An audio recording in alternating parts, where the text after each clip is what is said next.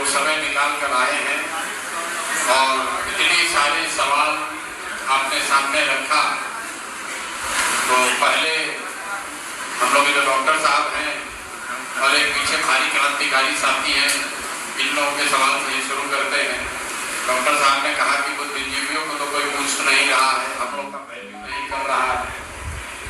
तो मेरे भाई, बुद्धिजीवियों को क्यों नहीं पूछा जा रहा है? इसके लिए समाज और दल ने दोषी नहीं है, इसके लिए दोषी आप और हम खुद हैं। बिहार में समझदार लोग, बुद्धिजीवी तो मैं किसी को नहीं कहता हूँ, समझदार लोगों की ये दुर्दशा क्यों है? तो आपको बहुत बड़े फिलोसॉफिकल अंदाज में आपने कुछ बात कही। तो ग्रीस में एक बहुत बड़े दार्शनिक थे प्लेटो, उन्होंने कहा if you do not participate in democracy be ready to be ruled by your inferiors. अगर समाज में, राजनीति में आप सक्रिय भूमिका नहीं अदा करेंगे तो इस बात के लिए तैयार रहिए कि कोई मूर्ख आदमी राजा बनकर आप पर शासन करेगा। और राजनीति की भागीदारी का मतलब ये नहीं है कि हर आदमी राजनीति में चला है। राजनीति में भागीदारी का मतलब ये है कि सामाजिक राजनीतिक नजरिए से ऐसी चीजें जो आपके जीवन को, आपके बच्चों के जीवन को प्रभावित कर सकती हैं, कम से कम उससे आपका जुड़ाव, लगाव होना चाहिए। अब आपका है कि नहीं, अभी जांच लीजिए। हम 3 बरस से बिहार में पैदल चल रहे हैं और जितने भी सवाल यहाँ पूछे गए, कोई ऐसा सवाल नहीं है जिसको पहले दिन हमको चंपारण में न पूछा गया हो और जिसको आज आप यहाँ दोहरा नहीं गए। अभी तक हम इतने, इसीलिए हम ये मौका देते हैं लोगों को कि शायद कोई नया सवाल आ जाए। कोई ऐसा सवाल आपने नहीं पूछा, चाहे वो पलायन की बात हो, भ्रष्टाचार कम करने की बात हो, जल सुराज पर लोग का भरोसा क्यों हो इसकी बात हो, भूमि सुधार की बात हो, चकबंदी की बात हो, ये सारे बातों पर लोगों ने सवाल पूछे हैं। उसका सैकड़ों बार जवाब दिया गया है और उन जवाबों को आपने अपने फेसबुक पर, यूट्यूब पर देखा, समझा भी है।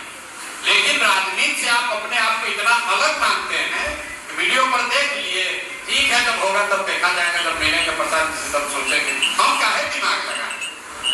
यही कारण है कि पिछले 25-30 सालों में आप जैसे समझदार लोग, हम अपने आप को भी उसमें शामिल कर रहे हैं, आप जैसे समाज की समझ रखने वाले लोग या तो राजनीति में धकिया कर किनारे कर दिए गए या स्वेच्छा से आप ही खुद से किनारे हो गए। अब बचा कौन समाज में? तो जितना लंपट बदमाश है वही नेता बनकर आपको साझा करना है। अब फिर आप कहते हैं कि भैया सुधार नहीं हो रहा है। लोग कहते हैं कि हमारे पास विकल्प नहीं। बिहार में लोगों का एक स्टैंडर्ड आंसर है कि हमारे पास विकल्प नहीं था। भैया अब आप आए हैं, अब आपके साथ हम लोग चलेंगे। मेरे भाई, आप लोग कितने लोग यहाँ बैठे हैं, ज्यादातर लोग वोट 1-2 बार तो दिए ही होंगे। शहर के लोग ज्यादा वोट नहीं देते हैं, लेकिन हम मान रहे हैं कि आप लोग कुछ वोट दिए होंगे। तो भैया ईवीएम पर नोटा था कि नहीं? नोटा क्यों नहीं दबाए? कुछ लोग ये कहता है कि नोटा इसलिए नहीं दबाए कि वोट बर्बाद हो जाता। संवैधानिक व्यवस्था ये है कि अगर नोटा को वोट सबसे ज्यादा मिल जाए तो पार्टियों को वैधानिक तौर पर नए उम्मीदवार रखकर फिर से चुनाव कराने पड़ेंगे। अगर आपको लगा कि ऊपर वाला सब खराब था तो नोटा दबाने से किसने रोका था? मेरे भाई, जब वोट होता है तब तो आप कहते हैं वोट काहे खराब करें। अगर कोई अच्छा आदमी बिहार में खड़ा हो जाए तो आप टिहरी में, सासाराम में, नौहट्टा में, तिलौतू में बैठ के क्या करते हैं? बिहार में ना चलिए। कोई प्रोफेसर साहब, डॉक्टर साहब, समाज सेवी, कोई महिला, कोई बुद्धिजीवी खड़ा हो जाए तो आप अपने घर में, दुकान में बैठ के कहते हैं अरे चलिए हम बिहार में, बिना चलिए ना, आदमी तो ठीक कहा, लेकिन इनका संगे कोई है नहीं है। मेरे भाई, आप देखते हैं कोई अगर हिम्मत करके खड़ा भी होता है, शुरू में 10-20 लगता है कि इसको 10-20 हजार वोट मिलेगा, लेकिन ये भाई साहब जो बता रहे थे, वोट आते आते उसको 500 वोट भी नहीं मिलता। और उसके अपने समर्थक ये क्या कहते हैं, समाज के भले लोग क्या कहते हैं, जस्टिफाई कैसे करते हैं? क्या करें? उनको वोट दे भी देते, वो जीत भी जाते, तो क्या कर रहे थे? वो तो कैसे मेरा वोट बर्बाद हो जाता। मेरे भाई, जब समाज में कोई अच्छा आदमी खड़ा होता है और आपके वोट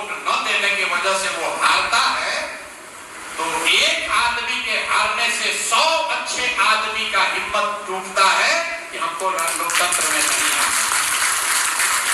एक आदमी अच्छा जीतेगा तो लोग बताएगा देखिए वो प्रोफेसर साहब खड़ा हुए थे गुरुवार से जीत गए, देखिए वो प्रोफेसर वो डॉक्टर साहब की लौतू से खड़ा हुए थे समाज सेवी थे जीत गए। अभी क्या कहता है, अरे भैया देखे नहीं वो खड़ा हुए थे ना, कई वो वोट मिला, 1500 तो वोट में मिला था।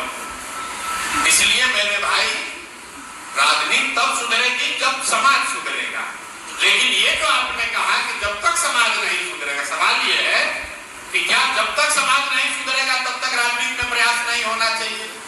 बिल्कुल ये भी धारणा गलत है, क्योंकि जिसको राजनीति करके समाज का अगुवाई करना है उसके पास ये विकल्प नहीं है कि समाज में सब अच्छा हो जाएगा तब हम जगेंगे। बिहार में दूसरा एक्सक्यूज लोग क्या देते हैं, भैया मन तो है राजनीति में आने का लेकिन जातीय बहुत है। दो लोगों ने सवाल पूछा कि जाति से कैसे निपटिएगा, तो आप खुद काम नहीं करना चाहते हैं तो कहते ना हम तो आते समाज में काम करते लेकिन बिहार में बाहुबल बहुत है, जाति बहुत है, पैसा बहुत लगता है, इसीलिए हम नहीं आ रहे।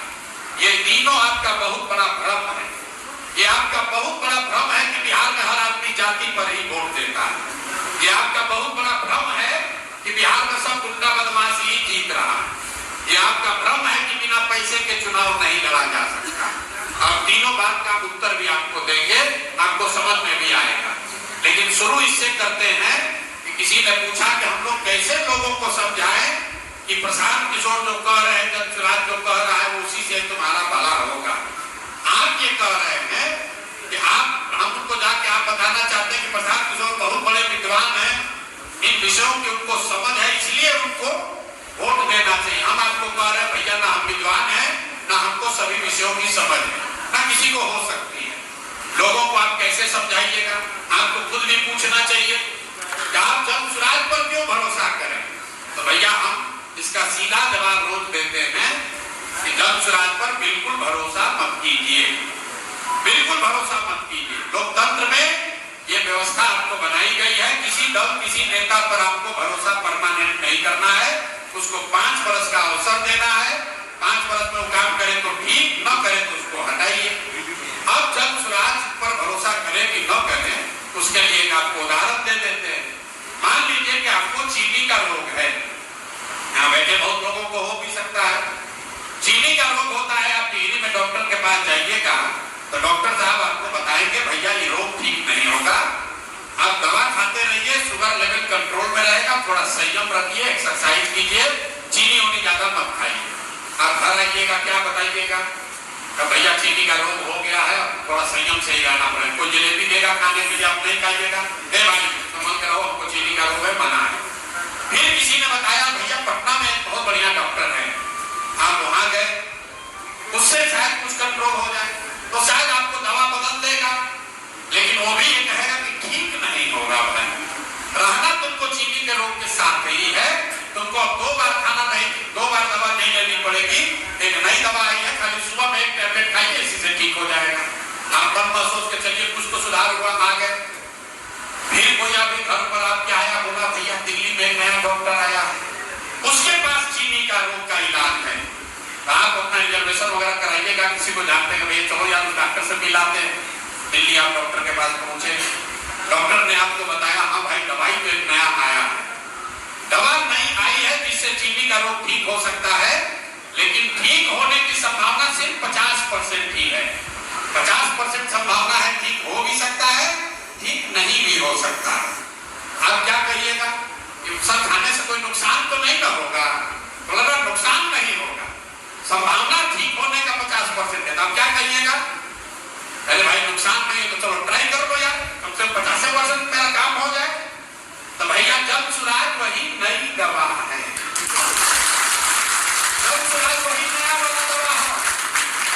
जदयू राजद आप देखे पहले लालू जी का कंटेंट देख लिए, फिर उससे बढ़िया कुछ खाए नीतीश कुमार मोदी को देख लिए, चीनी का रोग ठीक नहीं हुआ, बिहार का दशा कुछ सुधरा लेकिन आपकी दशा नहीं सुधरी। अब जगसुराज आया है, आप इसको 5 वर्ष के लिए ट्राई कर लीजिए, नया दवा के तौर पर, तो आप तय कर लीजिए बैठ के भैया आपको पीछे का एक्सपायर दवा खाना है कि नया दवा ट्राई करना, इतने का तो हिसाब किताब है।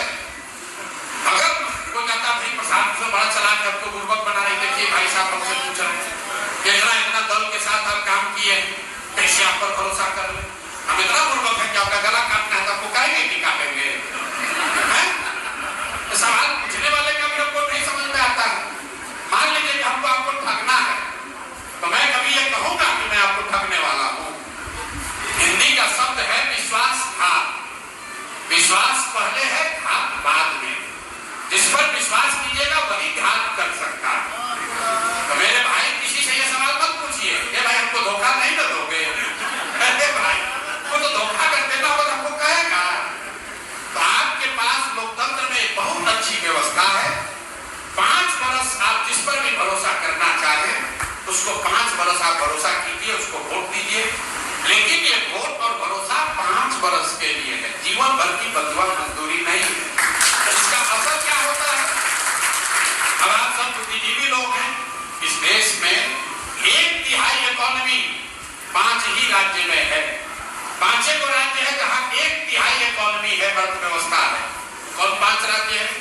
केरल, तमिलनाडु, आंध्र प्रदेश, तेलंगाना और कर्नाटक। ये 5 राज्यों में देश की 1/3 अर्थव्यवस्था है। इन 5 राज्यों में अलग अलग भाषा बोली जाती है, अलग अलग जाति संप्रदाय के लोग हैं, अलग अलग दलों ने अलग अलग समय में वहां सरकार बनाई है। वहां पर भी बिहार से कम भ्रष्टाचार नहीं है, वहां पर भी जातियों का इतना ही प्रभाव है। फिर वो राज्य बिहार के मुकाबले इतने आगे क्यों है? उन 5 राज्यों में एक बात हुई है जो कहीं पूरे देश में नहीं हुई। उन 5 राज्यों में आजादी के बाद आज तक कोई भी व्यक्ति, कोई नेता 10 वर्ष से ज्यादा मुख्यमंत्री नहीं बना है। लोग पलटते रहते हैं, लोग पलटते रहते हैं। काम कीजिए या मत कीजिए, जनता का प्रभाव तब रहेगा जब नेता के मन में यह डर होगा कि मेरे भाई हम काम नहीं करेंगे तो जनता हराएगी। जब नेता जनसुराज पर भी ये लागू होता है, जनसुराज की भी कल व्यवस्था बन जाए और हम ये जान जाए कि हमको जनता हराएगी नहीं, तो जनसुराज के नेता भी काम नहीं करेंगे। किसी ने पूछा भाई आप रोहतास के उद्योग पर क्या बोलेंगे? आप जरा बताइए। 20 वर्ष से नीतीश बाबू एनडीए की सरकार है। रोहतास का उद्योग तो 50 वर्ष हो गया बंद हुए हुए। आप 20 वर्ष से उसी एनडीए को वोट दिए जा रहे हैं और हमसे कह रहे हैं कि भैया रोहतास का उद्योग कैसे चालू होगा? अरे भाई, जहां जाइए बिहार में आपको 1 लाख समस्या गिनाता है और उसके बाद हम कुछ अच्छा बताइए आपके विधायक कितना बार जिससे जीत रहे हैं? कहता भैया 4 बार से। एमपी महोदय कब कितना बार से जीत रहे हैं? तो भैया 2 बार से एमपी जीत रहे हैं, इससे पहले इनके बाबू जी जीतते थे। तो दोनों बात कैसे हो रहा? आप एक और कह रहे हैं कि आपका नेता काम भी नहीं कर रहा है और उसी नेता को वोट देकर आप जिता भी रहे हैं। और तुरंत कोई कहेगा कि तो भैया लास्ट आते आते ना जाति पर वोट पड़ जाता है। ये बिल्कुल गलत बात है। अगर आपको लगता है कि बिहार में जाति पर वोट पड़ता है तो इस बात को, इस भ्रम को अब अपने दिमाग से हटाइए। ये बिहारियों का एक बहुत बड़ा नुकसान अपना खुद कर रहे हैं ये कह के कि बिहार में तो सब जाति पर होता है। जितने यहाँ लोग बैठे हुए हैं, आप मुझे बताइए कि कौन सा ऐसा बिहार देश में राज्य है जहाँ जाति नहीं है? क्या कापू कम्मा रेड्डी आंध्र प्रदेश में नहीं है? क्या कुंभी मराठा महाराष्ट्र में नहीं है? क्या पटेल और क्षत्रिय गुजरात में नहीं है? उनकी राजनीति में भूमिका नहीं है? कुछ लोग कहेगा ना वहां पर जाति है लेकिन बिहार में ज्यादा है। तो ज्यादा है कि कम है? अभी जांच लिया जाए। भाई 14 में यहाँ जितने लोग बैठे हुए हैं, ज्यादातर लोगों ने 14 में मोदी जी के नाम पर भाजपा को वोट दिया है। तो जरा बताइए आप लोगों में से किसका किसका जाति मोदी जी वाला जाति है? बताइए जरा आपको। जिसको लगता है कि बिहार में सब आदमी जाति पर वोट दे रहा है, आप बताइए कि मोदी जी को बिहार में वोट दिया कौन? मोदी जी के जाति का तो है नहीं है कोई यहाँ। दोनों बात तो सही नहीं हो सकती है। या तो हर आदमी जाति पर वोट पर तुरंत आपने कहना वो तो हिंदू मुसलमान पर देता है, जाति पर नहीं ना देता है। कहना ना वो तो पुलवामा के लिए दिया। अरे भाई आप ये कह रहे हैं कि जाति पर ही सब व्यक्ति वोट देता है। आप मुझे बताइए कि अगर हर व्यक्ति जाति पर ही वोट देता है तो मोदी जी को बिहार में वोट दिया किसने? अब कोई कहता है भाई मोदी जी तो अलग चीज है। तो चलिए लालू जी को पकड़ लीजिए। आप और हम रोज पढ़ते हैं MY समीकरण, तो भैया M तो मतलब मुसलमान हुआ, तो मुसलमान और लालू जी की जाति तो एक नहीं है, तो मुसलमान लालू जी को काहे वोट देता है? भाई आप तुरंत कहेंगे तो भाजपा के डर से देता है, भाजपा के डर से देता है ना, जात के लिए तो नहीं देता है। मेरे भाई ये आप भ्रम मत पालिए कि हर व्यक्ति जाति पर ही वोट देता है, और दूसरे राज्यों के मुकाबले जाति का प्रभाव बिहार में ज्यादा है कि कम, इसको अगर आंकड़ा है तो एकदम साइंटिफिकली देख लीजिए।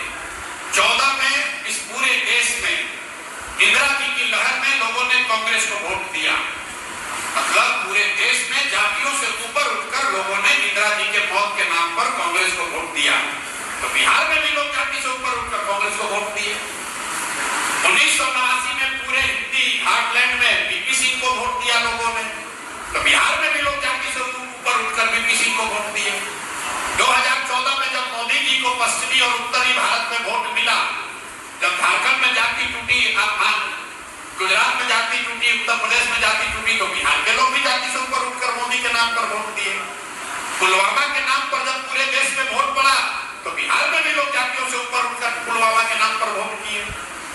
मेरे भाई अगर आप किसी भी एंगल से देखिएगा तो जाति जो है वो राजनीति की एक सच्चाई है, जाति एकमात्र सच्चाई नहीं है।